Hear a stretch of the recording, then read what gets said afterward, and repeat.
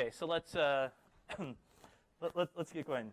So I'm going to talk about cryptographic code obfuscation, and as the title implies, I work in my research area is cryptography. Now, every so often, I need to explain what I do to someone outside the area, and what usually my go-to move is to let's say pick a relatable example. So I say, well, you know, when you want to do secure web browsing, let's say you want to connect to Facebook in a secure way. And the way you know this happens is that you have this little lock icon up here. So what's going on underneath the hood is that I have, let's say, my laptop computer. I want to send some information over to Facebook or whatever web service. And this could be something like my credit card number. But I don't have a direct physical connection to it, right? And instead what I have is I need to, let's say, first hop over to a wireless router, then essentially go through the internet. And along the way, there could be a bad guy trying to figure out what I'm communicating. Okay? So the way we do this with encryption is that before sending this over, I'll first encode it or encrypt it in some way such that no one in between can see it. But when it gets over to the Facebook side, they'll have a secret key which they can use to decode it or decrypt it and figure out what I actually meant to say to them. But no one else in the center knows. Okay, so this is my relatable example I'm leading off with. But it's actually not what I'm particularly interested in as a researcher. As a researcher, I'm interested in more the frontiers of cryptography, like what can we do now that we didn't have any prayer of doing before, like what magic can crypto deliver us that we didn't know about. So here's the problem I like to throw out, a computing unencrypted data problem. Let's suppose that before each email I send, I have people encrypt it to me, and then after that, it'll sit on the UT server. But maybe I want to get the UTCS staff to do a little more work on that for me, and I'd like them to classify each email. So instead of just letting it sit on the server, they should first test out if it's spam. Okay, and if it's spam, I want them to delete it, never want to hear about it again. Or perhaps it's urgent, like I have a list of important colleagues, let's say, and if one of them is on the list, I want them to text me and to say, pretty much a text message saying, Brent, you want to go check your email right away? And if none of the above apply, it should just sit there until I get to it. The question is, how can I execute this given that my email is encrypted? Okay, so let's throw up a solution here. So one way we could do this is that I could write the following program. So it takes as input the ciphertext, aka encrypted email. And then the next thing that it does is it will first decrypt it using my secret key here. And then it runs the isSpam function on the plain text, and if so, return 0. Otherwise, if not, it will run the isImportant function, that is an urgent email function. And if that's true, it will return 1. And otherwise, it will return 2 to say normal email. So if I put this type of program on UT server, it will return 0, 1, or 2. And the server now knows, like, should I delete it, send a text message, or just let it sit there so it can do its job. Now, the problem with this, of course, is that in order to write this program, I need to embed my secret key into the program itself. And even if I have kind of a tricky compiler or something like that, there are people skilled enough to reverse engineer and to figure out what my private key is. And before I wanted them just to have the knowledge of is it spam, is it urgent, is it normal. Now that if they have the secret key, they can learn exactly who sent me what. Okay? So that's the problem with this. Now, what I want to talk about today is a technique that could do this and a whole lot more, known as code obfuscation. So here's the main idea of code obfuscation. So suppose I start by giving you a certain program. Certain program over here. There we go. And what I want to do is I want to run it through obfuscator. So think of this as a compiler, maybe a compiler that takes in certain randomness, okay? And it will output a different program. But what I want of this new program is I want it to be what I call functionally equivalent to the first one. By functionally equivalent, I mean if I give the original program an input like the integer 56, and it gives me an output 973, if I give that same input into the second program, it will give me the same output. Okay? So these two programs will behave identically on every single input, but they are different programs. Now, if we want move the little mouse cursor out of the way. If we want to actually use this for the example I'm talking about, we really need two properties. First of all, is I want it to be general purpose. I wanted to compile essentially any program. Let's think of a program as a function for this talk. So I wanted to be able to compile any program, not just some limited class of programs. Second, I want it to be what's called virtual black box secure. Okay, let me explain what I mean by this. So in the virtual black box secure, I want it to be the case that if I give you this obfuscated program which does this functionality, you can learn no more from it informally than if I just gave you, let's say, some magic ball that told you the answers to everything. Magic ball, you could think of maybe you could call me up on the phone and say, hey, hey Brent, if I give you this cipher, if I give you the input of 29, what does the program help with? Okay? So virtual black box obfuscation essentially says that you learn no more from actually being able to do this computation yourself than you do if I gave you this magic oracle or let you be on. Oh, okay. Yeah, sure. Okay. I'm too loud. Oh. Okay. So that's how it goes. Now let's imagine that we actually had this, and go back to my email example. Well, since we have property A, it could compile any program, including the program. Let's say I gave. I shouldn't go back up. Including this program that I gave, right? So let's fast forward back to this.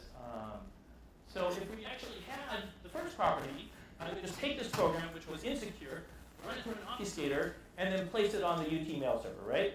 And it will do the same job as before. So we get our functionality. Now, if I have the second property, virtual black box security, I say, well, the attacker who wants to know more than these three classifications can do no better than if I just gave them this oracle, right? Just allow them this phone call, and I'll just assert that at least for the correct encryption scheme, I can argue pretty easily that this oracle does not tell you too much, okay? And therefore, the obfuscated program doesn't tell you too much. Okay, so that's great. Suppose we have this obfuscated functionality. What can we do with this? And I want to imagine for a second, instead, that I was giving this talk in 2012 and how I would explain it to you then. Well, there's a couple solutions here. First of all, there's what's called white box obfuscation. And this is my AKA sort of, this is what a bunch of hackers would do. Like, you know, if you just gave people who know how to program with C, but not cryptographers, they came up with many different techniques. The problem is they're mostly not secure, these types of things. They can do things like where you can make your source code look like Darth Vader, which is, of course, super cool, but, you know, doesn't really solve the problem that we're interested in. Okay, so what we need is cryptographers, and cryptographers will tell you in 2012, well, we got a lot of great solutions for obfuscation. In particular, we can do it for not any program, but for what's called point obfuscation. So point obfuscation function is where you give it a string or an integer, it tests it for equality against a certain set point, and it either says it was this string or it wasn't. So it either says true at this one point or false everywhere else. Okay, well, it's good that we can prove this secure, but this is pretty far from a general purpose program, right? You don't quite. I don't see how to build my email example with this template, right? It's good for passwords, I guess, password testing, but that's about it.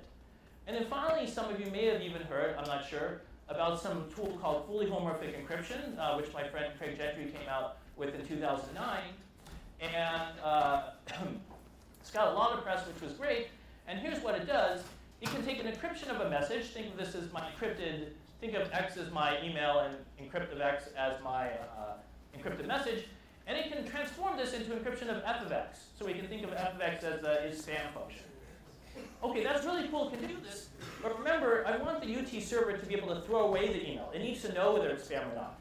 If you just get it from an encryption of one thing that it doesn't know to an encryption of something else, you can't really take an action on this.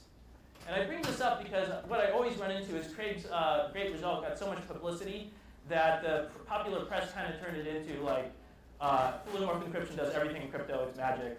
That's the answer to any question you might have. And I realize now we have to kind of push back against the side effects from this publicity. Okay, so what I want to impress upon you is that things were like, you know, this wouldn't be a particularly fun talk to give in 2012. I pretty much have to end with, yeah, we can do point functions. But things have really, really changed in the last 4 years or so. And one of the catalysts for this is a new tool by Garg Gentry Halevi called multilinear maps. For the purposes of this talk, it's just mathematics that gives more functionality than, let's say, the RSA system. Essentially allows you to multiply multiple times the exponent. which is something that normal cryptographic groups don't give to you. Okay? And from this, there were a series of papers, and I could say that accumulated in one in 2013 by Garg, Gentry, Halevi, Ray Kovra, Sahai, and myself, where we gave actually a candidate indistinguishability obfuscation scheme. And the result is that we had general purpose obfuscation, but with indistinguishability security. Now, if you're paying close attention, you should maybe say, wait, what the heck's going on here? Okay, general purpose, I promised that before. But to really make my argument from the previous slide, I said this virtual black box security, this Oracle-like thing that you look into. And now I'm saying something called indistinguishability security, a weaker security property. Okay? And the reason we give this weaker one is because it's what's feasible. Looks to be what's feasible. Now the question is, okay, first of all, what is indistinguishability obfuscation? So the security guarantee they give you is that you can't distinguish between obfuscations of two functionally equivalent programs. Okay, so I'm going to do an experiment here, where let's say I'm going to first see if this. Will this click over? Oh, Microsoft wants to update right now. Maybe we should wait until Ed's talk or so. Okay, so I'm going to give you two functionally equivalent programs. A little toy example here. So the first one will be a function f that takes in a, b, and c and adds a and b together and multiplies by c. Okay? The second program multiplies a times c together and multiplies by b times c. These are two different programs, does computation differently, but on every single input, it will give me the same output. Right? Now, here's an experiment. We're going to all agree in this room on these two programs, and then I'm going to go behind my back, and I'm going to flip a coin, and use the coin to choose one of them. Then once I choose it, I'm going to run it through this obfuscator. Remember, this is a randomized process, and it will output an obfuscated program. And your guys' chore is to figure out which one I chose of these two.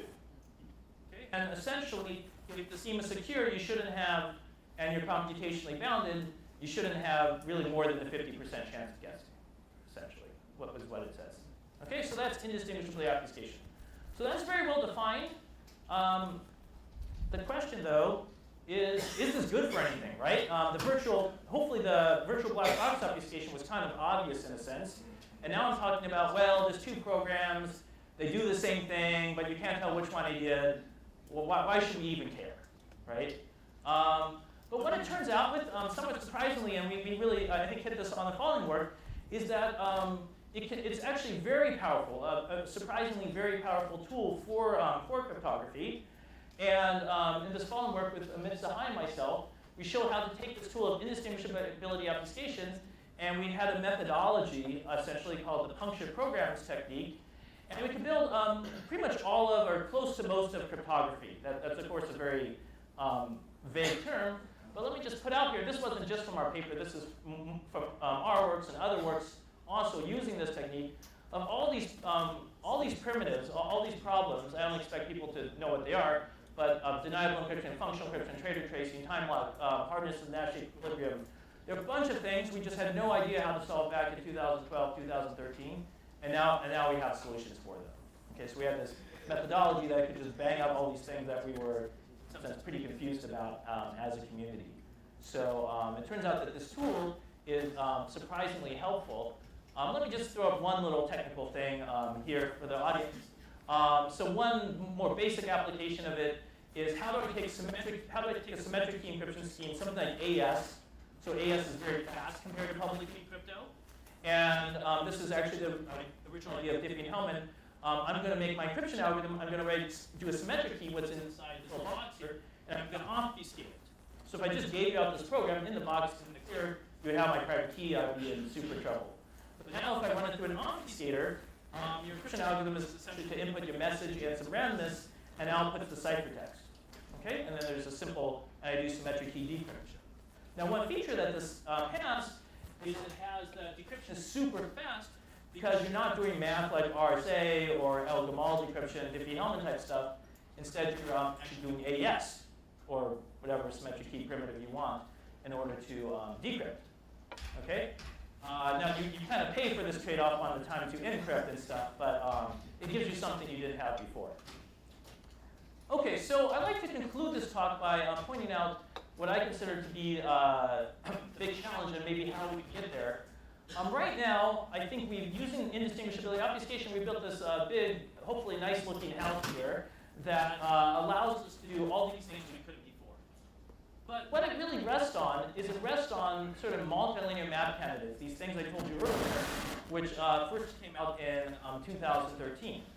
Now, the problem with new math, okay, it gives you new stuff, but it's also a lot riskier.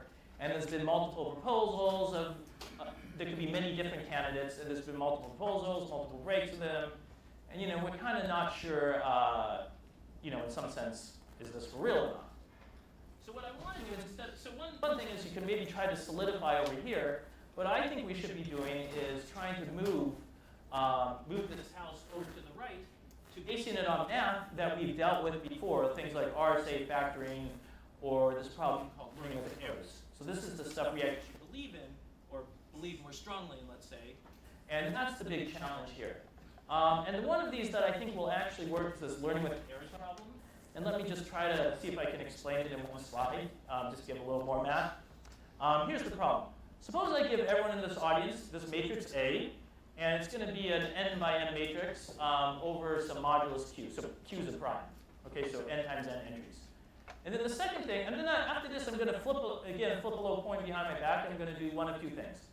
First thing is, I'm going to pick a random vector s and multiply it by a, but instead of giving you the result, I'm going to perturb it just a little bit. Like I add plus or minus 1 to each entry randomly. Let's just imagine that. Okay?